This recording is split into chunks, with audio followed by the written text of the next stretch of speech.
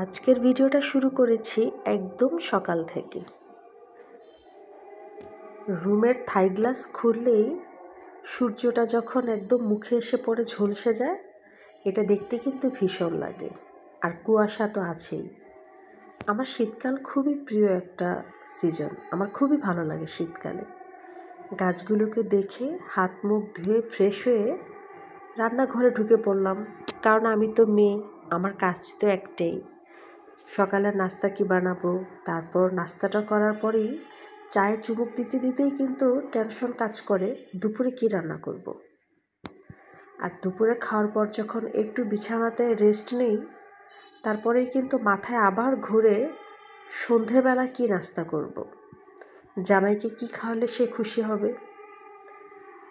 আর সন্ধ্যের পরে কিছু ঘন্টাখানেক পরেই তো আবার শুরু হয় রাতের ডিনার। আবার তখন কি খাবো।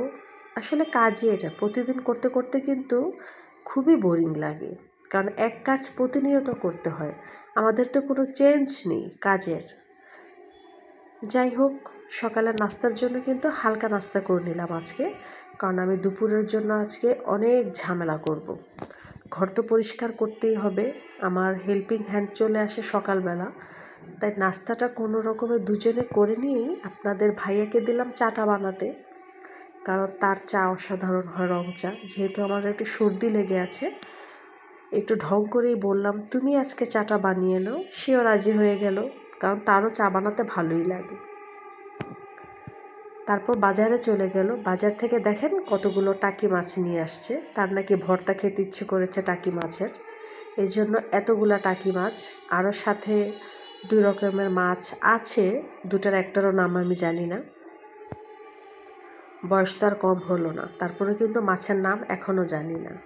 আসলে মাথায় গোবর। ছোটোবেলা সবসময় মা বলতো আমার মাথায় নাকি গোবর, বুদ্ধিশুদ্ধি একদম কম।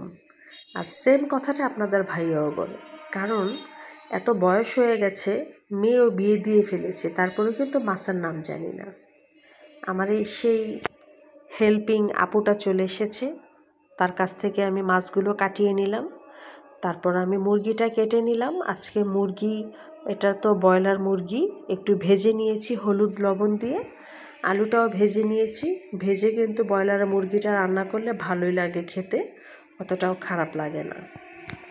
এজন্য আমি হলুদ লবণ দিয়ে মাংসটাকে একটু ভেজে নিলাম। তারপরেই আমি রান্নার জন্য চলে গেলাম।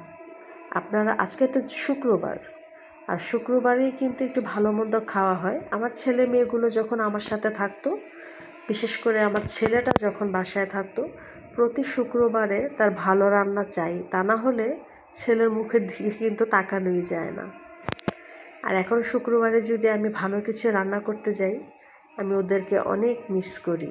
একা একা খাই তো, খাবারটা মনে হয় গলা দিয়েই নামে না। কি আর করার।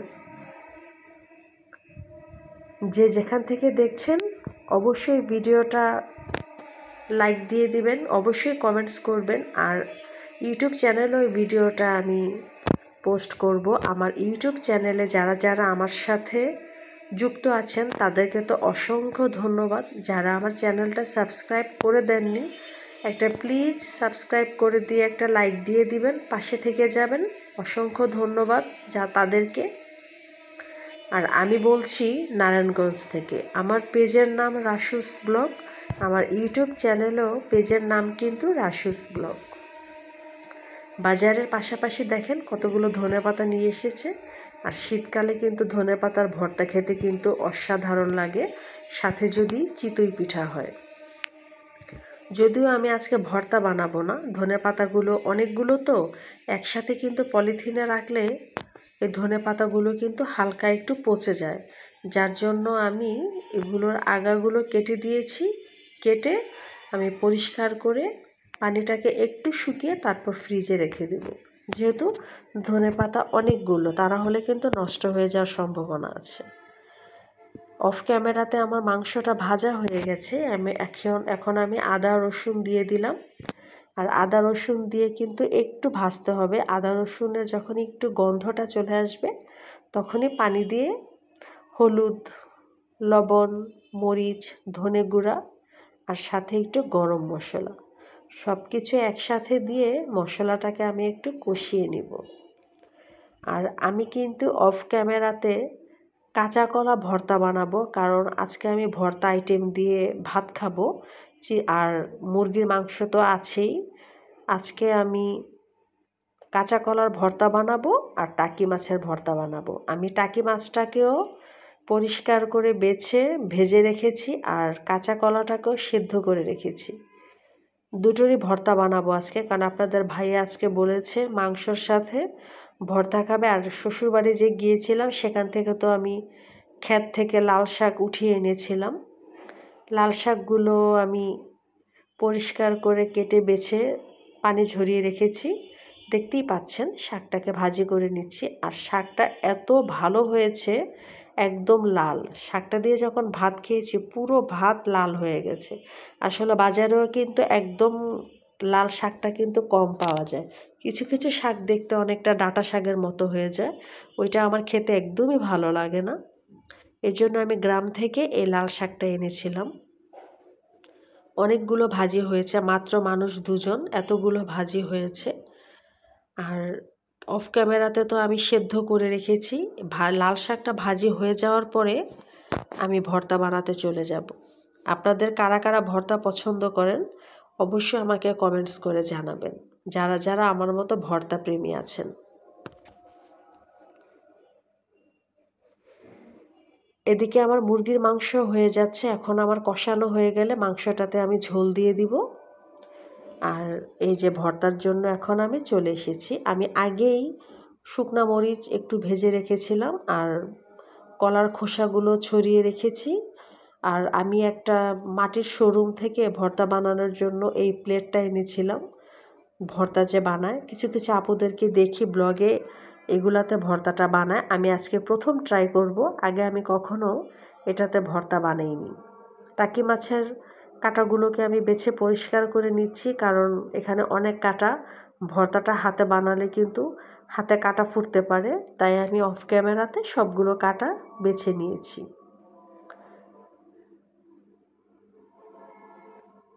এটাতে আজকে আমি প্রথম বানাবো। প্রথমে আমি একটু লবণ দিয়ে সবগুলো মরিচ গুঁড়ো করে নিব, কারণ মরিচগুলো কিন্তু একটু ঝাল ছিল। আমি একটু বেশি মরিচ ভেজে ফেলেছি। সবগুলো মরিচ দিলে কিন্তু ভর্তাগুলো একদম ঝাল হয়ে যাবে। কিছু মরিচ আমি রেখে দিব, আর ভর্তার জন্য দুই ভাগে আমি ভাগ করে নিব। কিছুটা রেখে দিব, আর অল্প কিছু মরিচ আমি প্রথমে কলার ভর্তাটা বানিয়ে নিব।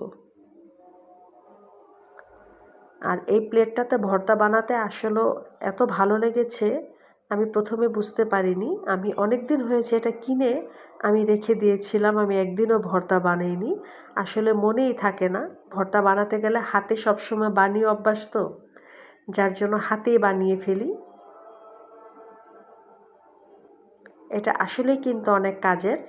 আমাদের এখানে একটা মাটির শোরুম হয়েছে, ওখানে অনেক ধরনের জিনিস পাওয়া যায় মাটির।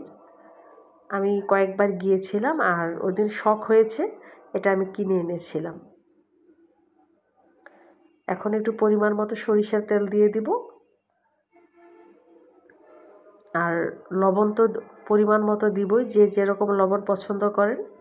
আমি একটু লবণ কম খাই, যার জন্য আমার ভর্তাগুলোতে একটু লবণ কম দিই। আমার কলার ভর্তাটা বানানো হয়ে গেছে। এখন আমি মাছের ভর্তাটা বানিয়ে নিব। মাছগুলোকেও আমি এটা দিয়ে একটু সফট করে নিব, মিহি করে নিব, কারণ আমি মাছগুলোকে একটু শক্ত করে ভেজেছি, যার জন্য লেজের সাইডটা একটু শক্ত থাকে। আর এই যে মরিচ দিয়ে দিলাম, সাথে পেঁয়াজগুলো আমি হালকা ভেজে নিয়েছি, কারণ কাঁচা পেঁয়াজের ভর্তা কিন্তু বেশিক্ষণ থাকে না, তখন পেঁয়াজটা থেকে একটা গন্ধ চলে আসে। পরিমাণ মতো সরিষার তেল আর সাথে একটু লবণ।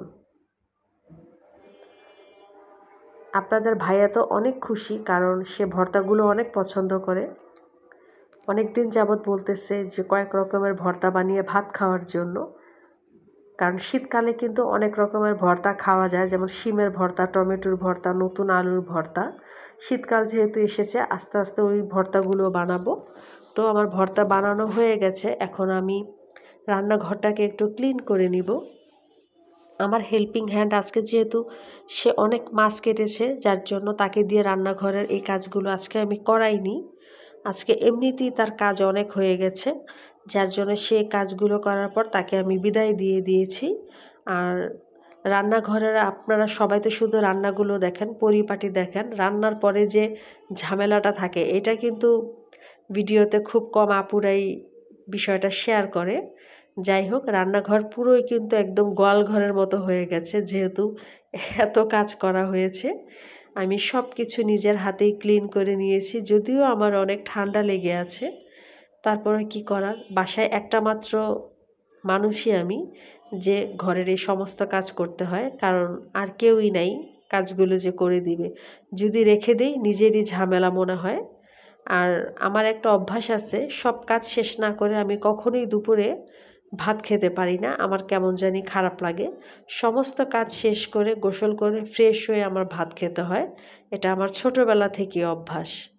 সবটা ঘর আমি ক্লিন করে আবার রান্নাঘরটাকে আমার মুছতে হলো, পরিষ্কার করে তারপর গোসল করে আসলাম, নামাজ পড়ে দুপুরে খাবারের জন্য সব কিছু টেবিলটাকে সাজালাম। আপনাদের ভাইয়া নামাজে, সে এখন নামাজ থেকে আসবে, আসলেই দুপুরে একসাথে খেতে বসবো। আজকের ভিডিওটা কেমন হয়েছে? আমার কিন্তু কাজ শেষ হয়নি, আমরা দুজনে এখন খাবো, খাওয়ার পর কিন্তু আবার আমার রান্নাঘরে আসতে হবে, কারণ আমার ভাসুরের ছেলের অনেক জ্বর। আমি তাকে স্যুপ বানিয়ে পাঠাবো তার জন্য, কারণ ডেঙ্গু হতে পারে, পজিটিভ এখনও আসেনি, তাকে ডাক্তারের কাছে নিয়ে যাওয়া হয়েছে। এখন আমি রান্নার পরে কিন্তু আবার রান্নাঘরে এসেছি, খাওয়া দাওয়ার পরে স্যুপটা রান্না করতেছি, তাকে স্যুপ পাঠাবো। আমার মেজো আপাও অনেক অসুস্থ, জ্বর, মেজো আপার জন্য স্যুপ নিয়ে যাব, আর ভাসুরের ছেলের জন্য স্যুপ পাঠাবো, যার জন্য খাওয়া দাওয়ার পরে আমি আবার রান্নাঘরে আসলাম। স্যুপটা রান্না করে ঠান্ডা হওয়ার জন্য আমি টেবিলে রেখে দিই, তারপর আমি একটু রেস্ট নিই।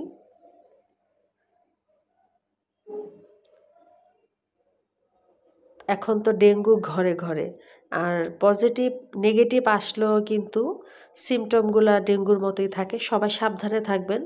আল্লাহ তাআলা আমাকে এখনও সুস্থ রেখেছে, আলহামদুলিল্লাহ।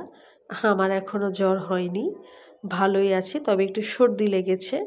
তো আজকের ভিডিওটা আজকে অনেক বড় হয়ে গেছে, সকাল থেকে বিকেল পর্যন্ত কি করলাম সব কিছু দেখানো হয়েছে এই ভিডিওতে।